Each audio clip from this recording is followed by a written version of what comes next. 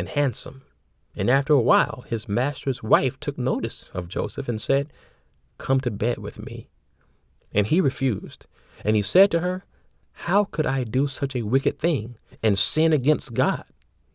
Beautiful illustration of submitting to something much higher than yourself, utilizing self-control in a situation where he was being seduced by a woman, right? It gives us a concrete example of what it means to do well, right? So if we were purely egotistical hedonists, of course, having the maximum amount of sex with as many people as you can, which is what many people do in our society, for them that's life worth living, right?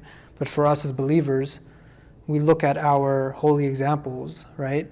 Prophet Joseph in this instance, and that gives us a direct relationship as to what we should do in our day-to-day life. And that's practice self-control, self-discipline, so that we can be better fathers, better husbands, better members of our society. And I've spoken about delayed gratification and impulsivity, materialism, narcissism in this video right here. So now we're moving more towards what are the criticisms of modern well-being, or measuring modern well-being using solely a subjective or a eudaimonic fit understanding of well-being.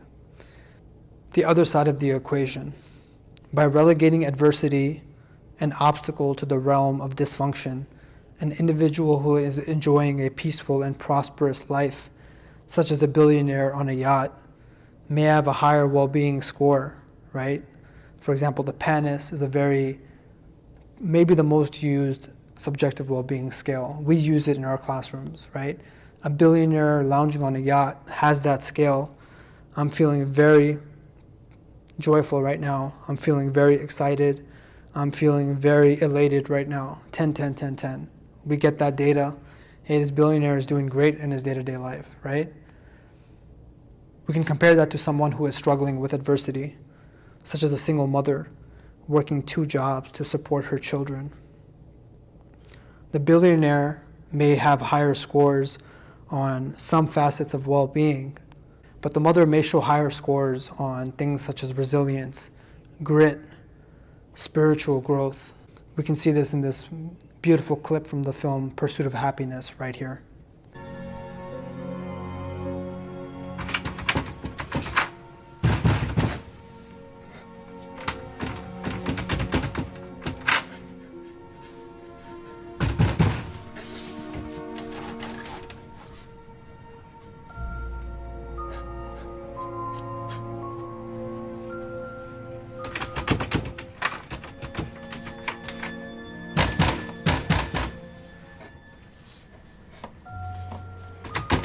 And I also have the quote above from Paul Tillich, because the utilization of suffering is a central fixture of existentialism and existential psychology, something that I delved much deeper in my series right here.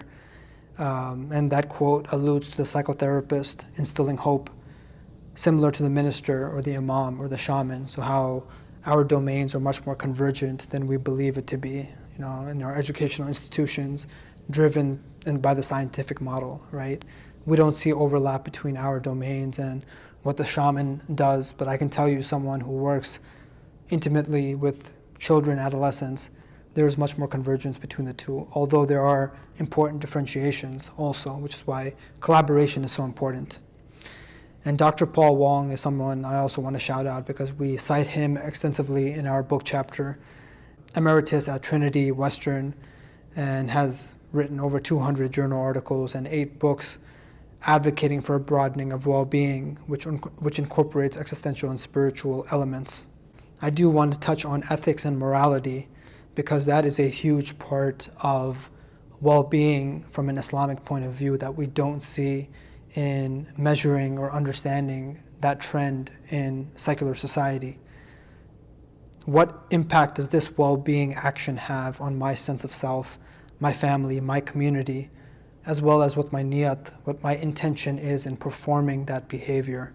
And that intention or niyat is something that we do see in some of the psychological literature on hedonic orientations, especially as it relates to adolescent well-being, right? So that's measuring what is a person's inclination for engaging in a behavior.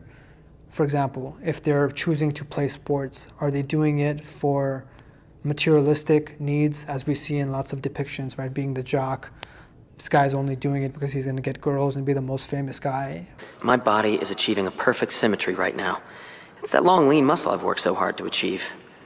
I should have popped my shirt off. God damn it. Really should have popped that shirt off. I wonder if any women are watching from the sidelines.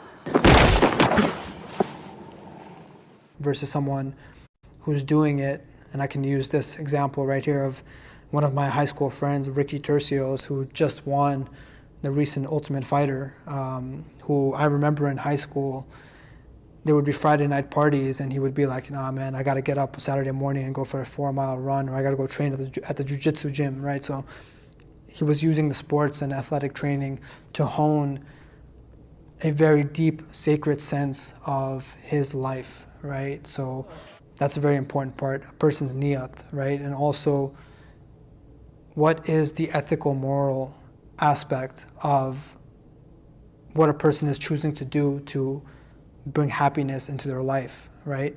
We can use drinking as an example, and as it states in the Quran, there are positives associated with alcohol, but the negatives far outweigh the positives, which is why it's haram, forbidden, to engage in any sort of substance which dilutes your reason, your rationale, your intellect. Even in spite of suffering, there are many hadiths which implore the Muslim to call for tribulations because it's a sign of love from God, right? Test me even further, God, as it states in that biblical quote right here. So what does it mean to serve Allah? This is a multi-tiered answer, requiring theological, ethical, social, cultural, and personal components. But at a psychological and behavioral level, we can begin with the 5 pillars of faith.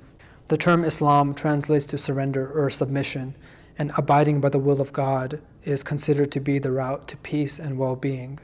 Through submission to God, that is, by reciting the Shahada, personal goals are mandated, such as commitment to prayer, salat, charity, zakat, and self-control, som, or fasting, and being concerned for the global ummah, which is what the Hajj pilgrimage is supposed to do, right? Draw a person into a sacred sense of a transcendent, that there's an element of existence larger than themselves. Our holy figures provide symbolic and historical examples of virtue and perseverance, from Abraham's sacrifice to Noah's flood, to Maryam being accused as an adulterer when she birthed Isa, Jesus, to the final prophet Muhammad, peace be upon him, striving to bring order and harmony to a corrupt pagan society. The Creator made Adam in his image and placed the world in his care. That birthright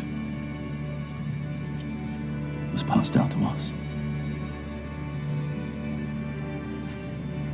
To my father, and to me, and to my sons.